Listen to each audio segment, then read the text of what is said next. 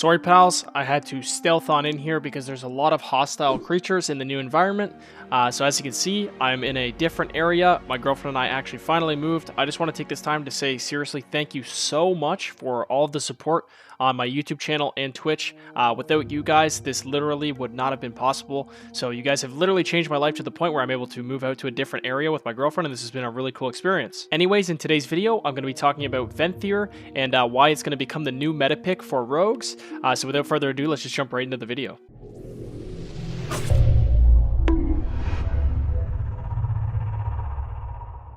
Alright pals, so welcome back. Let's jump right into it. I'm here on the PTR. What we're going to be talking about, guys, today is patch 9.0.5. We're going to be talking about the Venthyr rework. I've been getting asked a lot on my live stream, is Venthyr going to be the new way to go? Is it going to be Necrolord? Are we going to stay Kyrian? Are we going to stay Night Fae? And I can tell you right now, I believe that Venthyr is going to become the new meta, and we are going to see almost every rogue switch over, if they're not too lazy to farm renown. But anyways, let's jump into why. So if you're unfamiliar of what the Venthyr rogue ability is on live, it's basically a spell called Flagellation that you can use on a target. You'll start gaining kind of these stacks, and then whenever you re-consume the ability, you'll get like a little haste buff. It's really not that great of a spell at all. Probably the worst out of all the Rogue Covenant spells, so they've definitely done a lot on the rework with it, so let's kind of walk through that. Why did I just stutter? God damn it. The way that Flagellation will work now is it will basically attack the target doing instant damage, and it will leave a debuff on them as well as a buff on yourself, and this will last 12 seconds. Within this 12-second window, every single combo point that you consume is going to do shadow damage. So I'll kind of show you. Also, a side note, it gives a little bit of a haste buff as well still, so not too bad. But as you can see, if I use it on the target here, I'll gain this buff. My target will gain this debuff. And as you can see, dealing 250 shadow damage for each combo point that's spent. So if I go ahead and do a Mark for Death Eviscerate right here, you can't see my damage numbers because I have it turned off on here. But basically in the combat log, you can see that not only did my Eviscerate go off and hit for 4 or 5k or whatever, but Flagellation also hit for 1350. Now you might be thinking, that damage sounds a little bit underwhelming. Are you sure it's going to be that good? And now let me talk to you about why it's actually so good. So number one, like I said, this does shadow damage. But number two, the actual soul binds for Venthyr we'll hop over to in a second. There's some good stuff going on over there. And then also there's a conduit. So I'm on the PTR. I don't want to go grind out 30 renown over here, so I'm not going to do that. But this is the conduit. Basically, what it will do is it will increase the amount of times. It's actually been reduced to 2. This tooltip is wrong. But Flagellation will lash 2 additional times initially, and it will deal 80% increased damage at item level 226. So with this conduit on, I've actually tested with Kelvish, and you can hit very hard. Another modifier is that it actually works with MA Legendary. So if you're in a crit window with your Flagellation up and you're doing Eviscerates, you know, you're going to have Find Weakness on the target from cheap shotting or shadow striking.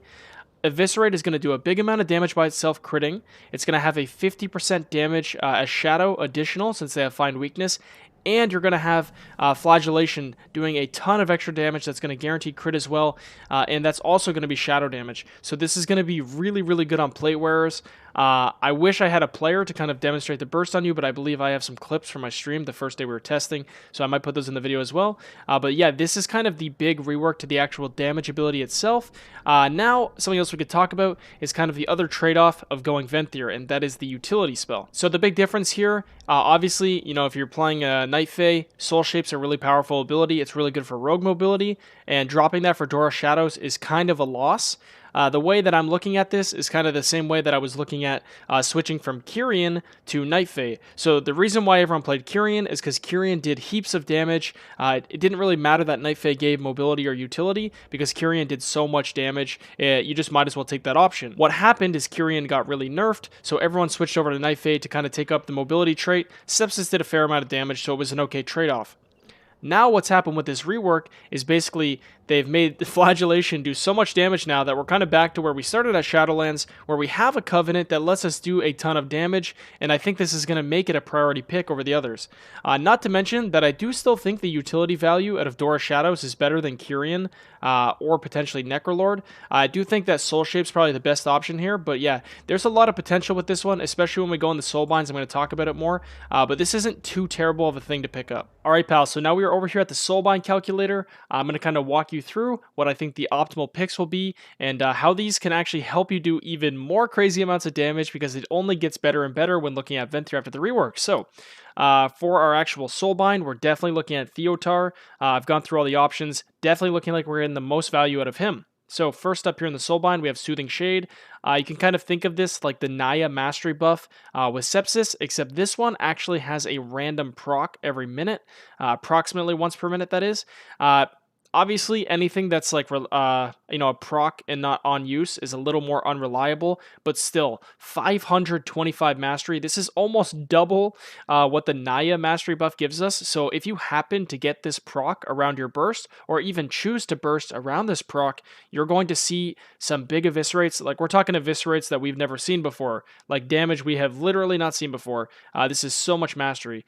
I think it's smart to go down the right side here, although people could experiment. Both of these options seem okay. This one gives you Dora Shadows, 2 charges, and increases the cooldown. This one can get you out of roots and snares, so this could be good maybe into like a hunter or a mage, something where you get rooted a lot. Whereas this one, we mainly want to take it because it's better to take the finesse conduit. So, there's potential. This could go either way. I think that this is the safe call. We go down in the middle. You're definitely going to pop Lashing Scars in here. This option doesn't really matter. We pick up Cloak and Shadows down here. Guaranteed, this has got to be one of our best ones. And then we definitely, at the bottom, want to go for another Finesse Conduit. And that is because at the bottom right here, we have a very good option. And this one basically makes it so when we use Flagellation, this is on use, we instantly will have 6% more versatility for 15 seconds. A nice little side perk is this actually gives us teammate versatility as well. So if we're playing Arena, our teammates also get 3% versatility up to 4 nearby allies for the next 15 seconds. So this is what I think is going to be solid for the Soulbind. As for the things, maybe it's not perfect, but this seems to be like what will be the most optimal. There's still a lot more testing that will come, I'm sure, and we'll see. Time will tell. All right, guys, now quickly, I'm going to head over to a couple of clips that I made for my live stream to kind of show you and demonstrate the actual damage potential of this with a lower version of the conduit on the PTR. So not including any of the Soulbind, not including a lot of factors, just kind of with that one conduit, what the damage can look like. Watch? Okay, I'm watching. Show me what the Venthyr life does. Okay, so Venthyr ability's up. See, it didn't look like the... Oh, wow, it did a lot. That's kind of fucking dumb, dude. What? You fucked up? Let me see what I hit for. So, rotation starts. You cheap shot. Melees go off with your cheap shot. So, you Flagellation hits me for 6k, 5k, and then you eviscerate and Flagellation. So wait, how does the spell work? You're just gonna press Flagellation, nothing else? Okay. Haste first or crit verse belt? Probably haste first, so you can go Asa with it. So this is just Flagellation? Yeah, wait, this seems a little broken. Some concluding thoughts to kind of throw in as well is to keep in mind that this is both really good with Subtlety Burst, but also Assassination in general. Remember, this procs off of combo points, the bonus damage, not just Eviscerate. So if you're playing Assassination, reapplying your Slice and Dice with Flagellation up is going to do a big chunk of damage.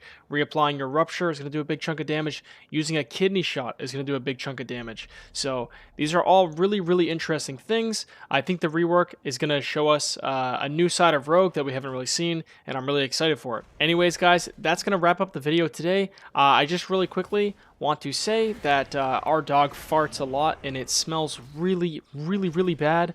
So if you could do me a favor to make sure that I don't have to deal with his stinky farts as much anymore, please subscribe to my YouTube channel, because the more subscribers I have, the more we're able to get ad revenue from the subscribers, and then we can go to the grocery store, buy more fibrous plants to feed him so his farts they don't smell as bad. Right, babe? Yeah, it's me, the hot girlfriend. Do it.